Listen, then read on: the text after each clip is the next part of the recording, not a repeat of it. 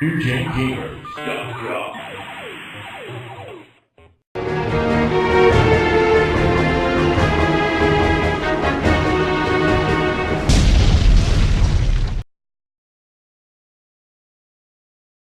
We're going to go into a little bit of Sega history here while I play some Hang On.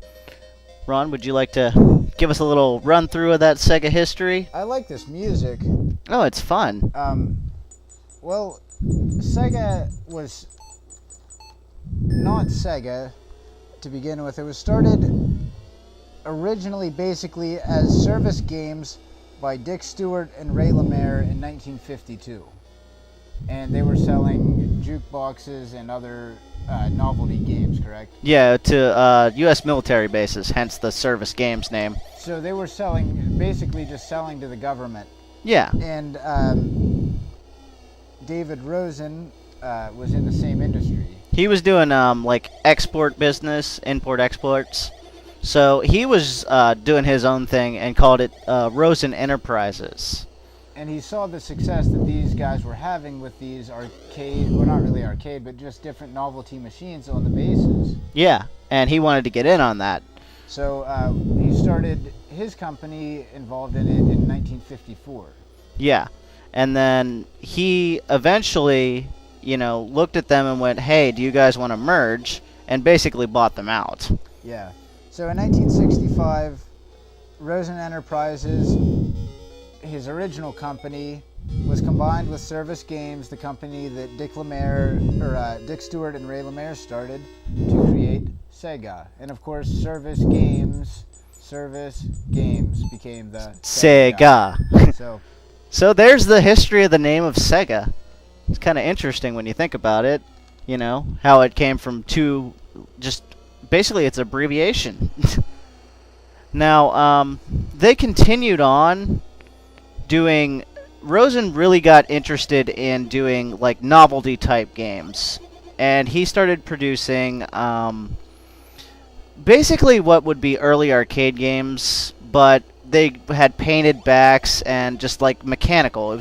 Everything was mechanical with those games. They're kind of hard to explain, but there was no electronics involved. Basically, yeah, they're novelties, like fair games.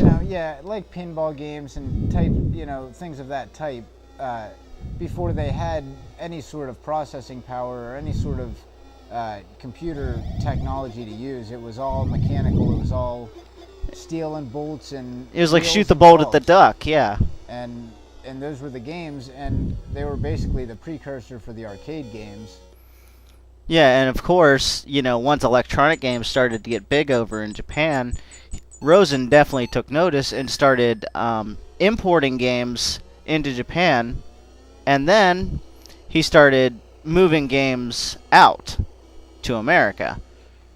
So he was getting the best of both worlds with that, with everything exploding. He was bringing the big U.S. hits to Japan, taking the big Japan hits, sending them to the U.S., basically as the middleman. Essentially, yeah. He was a big part in the early boom of Japanese software into the Americas. And the way that he did it, he made a fortune off of it. He even imported stuff, exported stuff for Nintendo to the U.S. Yeah, that one of his early things was one of Nintendo's novelty games. I believe it was a shooter game, something of sort. It was basically the precursor to their light gun type games. Yeah. And Rosen and Company exported that. Well, I imagine they were Sega at that point. Yeah, Sega. So Sega has been around in gaming as long as mechanical gaming. Well, not as long, but they have a long record of history. Almost half a century now. Yeah. So that's a little quick history on Sega here. The company's evolved over the years. They went more into the arcade industry and then focused on hardware. And so here's the fruition of their hardware attempts. Yeah, this is the Sega Master System. The Sega SG-1000 Mark III, as the ugly model name deems it. Oh, that was a horrible name in Japan. Alright, so I think that's enough of Hang On. Let's see what else we got here. Yeah, let's kill this one and go into something else.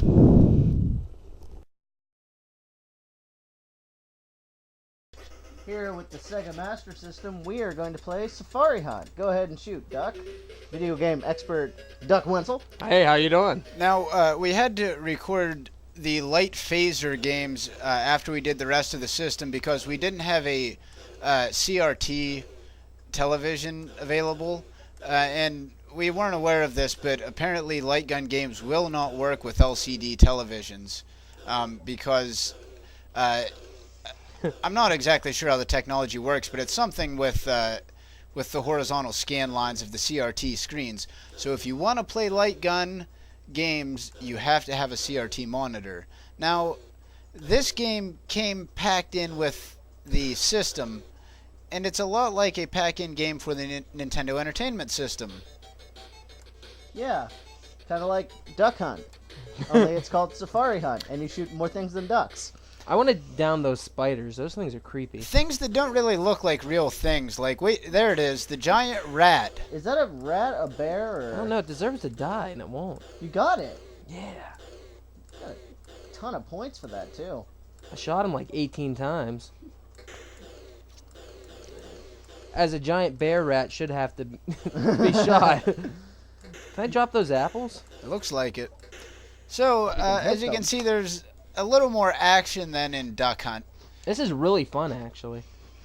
You This is about as fun as Duck Hunt. You don't have the dog. Yeah, that's kind of sad, though, but... You don't have the annoying dog. Listen to that kicking music, though. Now, how many screens are there, Ray? There's that 3 spider. screens, I believe. And a mongoose. And then it goes back to the first one.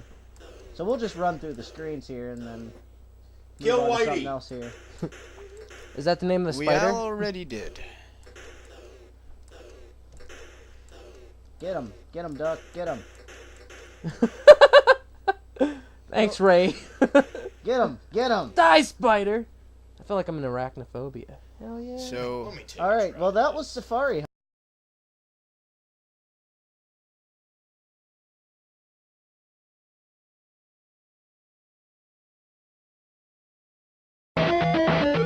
When you've got the power to play past the limit, you've got the Sega Master System. See it to experience truly interactive video. Hear it to push your concentration beyond. Play it to discover if it's really just a game. The Sega Master System. Experience it. Now, there are no limits. System and games sold separately. NewGenGamers.com